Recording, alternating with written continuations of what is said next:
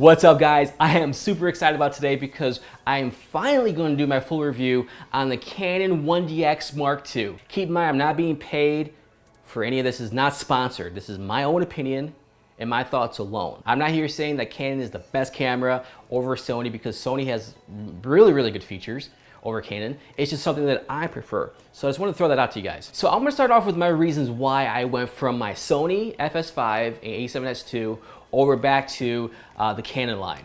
So let's just jump into those reasons real quick. One, color. When it comes to skin tones, Canon got it locked down. I've had so much trouble with Sony trying to match it up. And yeah, you can get it to match up as much as you can, but holy cow, there's so much work behind it. And then with this, the Canon already producing the natural skin tones already, it's just so much easier. It isn't just the color science, it's like the whole package that just works. It has the best automatic white balance that I've ever seen in a camera. The widest and I would say most capable range of custom profiles that you can literally pick from. Yes, it doesn't come with the C-Log, it's one of the cons. However, there are a couple of sites out there that provide a custom C-Log that you can actually download and put in. It comes really close to the actual C-Log that Canon produces. So look into that if you're missing out. If you have this camera and you're missing out on the C-Log, there's a custom EOS HD C-Log that you can purchase for I think like 15 to 20 bucks, and it's hands down really good. And then back to the color, I have to say, hands down, it is the best color I've ever seen in any camera. Number two, now this is a big one for me, autofocus. Yes, I don't use autofocus almost at all when I do filming. However, there's times when I'm not behind the camera and I need autofocus to be, like right now there's no one behind the camera. And you know, like if I was to move around a lot, I mean, the autofocus stays point, and this dual pixel autofocus is second to none that I've ever seen in any freaking camera. Now this is something that I struggled with Sony. With the A7S II, the autofocus, I mean, like I was using Sony lenses too, and it just, the autofocus on the video would just, it would do it, but it took so long. And sometimes when it came out of focus, it took a long time to come in focus, and it was just dreadful to work with. My Sony FS5 was a little better, but if I put a hand up like this, it was all out of focus. I just love that I have a camera that I have full confidence in that it's gonna pull focus automatically. I mean, this autofocus is so good that I'm using this more than manual focusing now because I can pull and rack focus on a certain setting too if I wanted to focus slower or faster, and it does it on point. Oh my god, the touchscreen on this is just beautiful. And the video quality, don't even get me started. I mentioned this in my last video. 4K, 60 frames per second, amazing quality, just gorgeous. 4K at 24 frames per second, again, cinematic quality, beautiful. Keep in mind though, when you do shoot in 4K, you're getting a 1.3 crop from the full frame sensor. And of course, when you shoot in 1080, you're getting that full frame, whether it's 120 frames per second, which gives you slow motion built into the camera, so you don't get any audio when you're shooting at 120 frames per second at 1080. But it's just so juicy how it looks. Yes, it does have rolling shutter, but it's not that bad. I mean, if you take a look at it, it's like as I'm moving it, it's like, how often am I really moving this camera this quick anyways? Unless I'm doing some kind of fast action film. And in that regards, I'm probably using my Blackmagic anyways. But the rolling shutter for this camera is probably one of the best I've seen in DSLR. All right, low light performance. Now coming from the A7S II, I was thinking like nothing can beat it. And nothing still can, I don't think. The A7S II low light is just like insane. However, the Canon 1DX Mark II in low light actually did a decent job.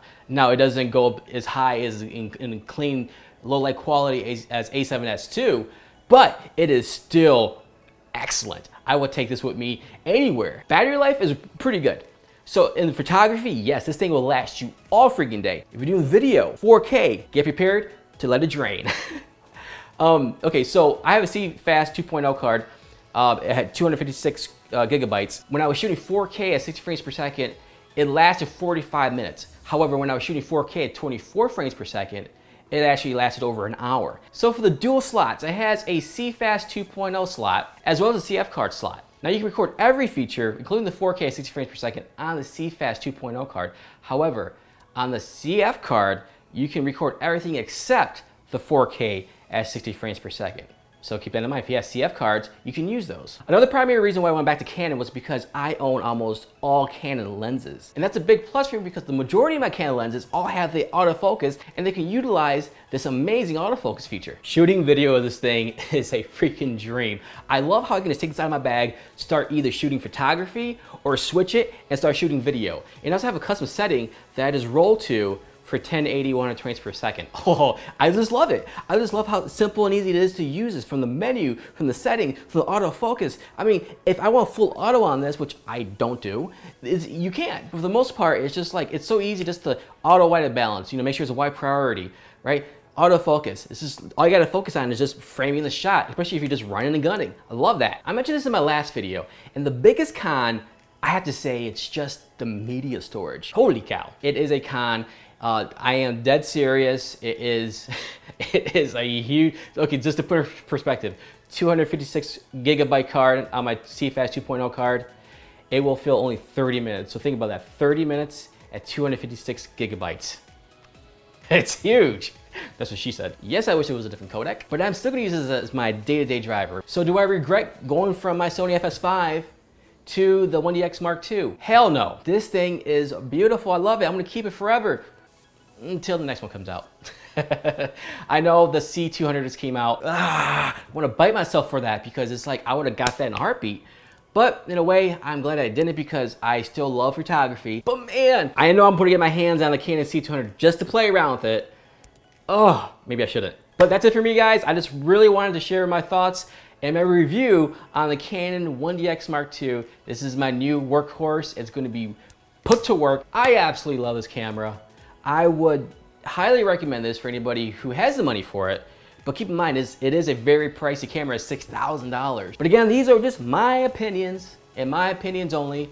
So feel free to leave a comment below on your thoughts about this camera, if you have it, or if you're looking to buy it, or just in general, what you think about it. That's it for me, guys. Don't forget to hit that like button, leave any comments below, and I'll see you guys in the next video.